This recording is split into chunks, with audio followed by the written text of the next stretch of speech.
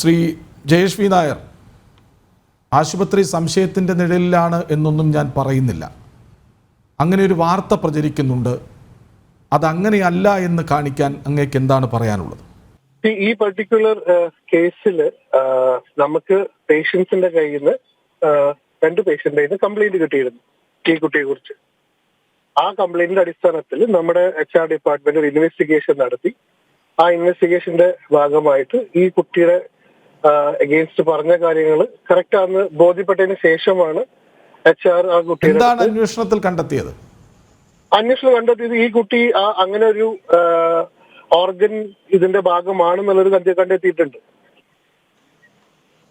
അതിന്റെ ഭാഗമായി അതെ, നമ്മുടെ ഹോസ്പിറ്റലിന്റെ പോളിസി അനുസരിച്ച് നമ്മുടെ ഹോസ്പിറ്റലിൽ അങ്ങനെ ഹോസ്പിറ്റലിലെ എംപ്ലോയി അങ്ങനത്തെ ഒരു കാര്യം ചെയ്യാൻ പാടില്ല.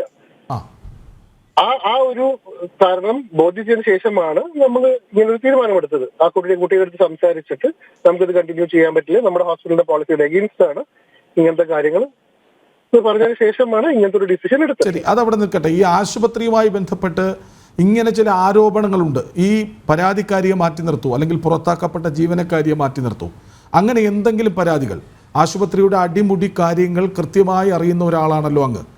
അങ്ങനെ എന്തെങ്കിലും പരാതികൾ ചില ഏജന്റുമാർ ചുറ്റിക്കറങ്ങി നടക്കുന്നുണ്ട്, ചില സ്വാധീനത്തിന് ശ്രമിക്കുന്നുണ്ട്, അങ്ങനെ എന്തെങ്കിലും അങ്ങയുടെ ശ്രദ്ധയിൽപ്പെട്ടിട്ടുണ്ടോ? ഇല്ല. നമുക്ക് ഒരു ഏജന്റുമാരായിട്ടും യാതൊരു കണക്ഷനും നമ്മുടെ ഹോസ്പിറ്റലിലില്ല. നമ്മൾ ഹോസ്പിറ്റലിൽ ട്രാൻസ്പ്ലാന്റ് ചെയ്യുന്നത് പ്രോപ്പർ ഗവൺമെന്റ് ഓത്തറൈസേഷൻ കമ്മിറ്റിയുടെ അപ്രൂവലിന് ശേഷമാണ് ഈ കാര്യം ചെയ്യുന്നത്. നമ്മുടെ ഗവൺമെന്റ് മെഡിക്കൽ കോളേജിൽ നിന്ന് കിട്ടിയ പ്രോപ്പർ അപ്രൂവലിന് ശേഷമാണ് ഈ ട്രാൻസ്പ്ലാന്റ് നമ്മൾ ചെയ്യുന്നത്. ഇതല്ലാത്ത ഒരു അപ്രൂവൽ ഇല്ലാതെ നമ്മൾ ചെയ്യുന്നില്ല. പ്രോപ്പർ അതോറിറ്റീസിന്റെ അപ്രൂവലിന് ശേഷമാണ് ഇത് ചെയ്യുന്നത്. ഈ സർക്കാരിന്റെ കൃത്യമായ നടപടിക്രമങ്ങൾ പാലിക്കേണ്ടതുണ്ടല്ലോ. അതെ, അപ്പൊ സർക്കാരിന്റെ കമ്മിറ്റിയിൽ അപ്രൂവ് ആയതിനു ശേഷമാണ് ഇത് നമ്മൾ ചെയ്യുന്നത്. ഇത് അവരുടെ ഫാമിലീസ് സർക്കാരിൽ പോയി ഡീറ്റെയിൽസും ഡോക്യുമെന്റ്സും എല്ലാം സബ്മിറ്റ് ചെയ്തതിനു ശേഷം ആ കമ്മിറ്റിക്ക് ബോധം വന്നതിന് ശേഷമാണ്, അവർക്കിത് പൂർണ്ണമായും ശരിയാണെന്ന് തോന്നിയതിനു ശേഷമാണ് അവർ അപ്രൂവൽ തരുന്നത്.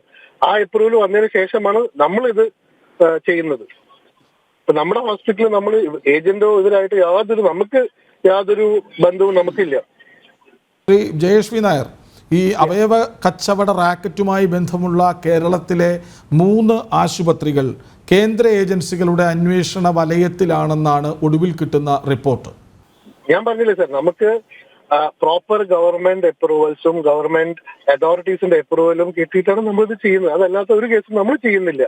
അതേപോലെ നമുക്ക് യാതൊരു ഏജൻസിമാരായിട്ടും നമുക്ക് യാതൊരു കണക്ഷനും നമ്മുടെ ഹോസ്പിറ്റലിൽ യാതൊരു ബന്ധവും ഇല്ല.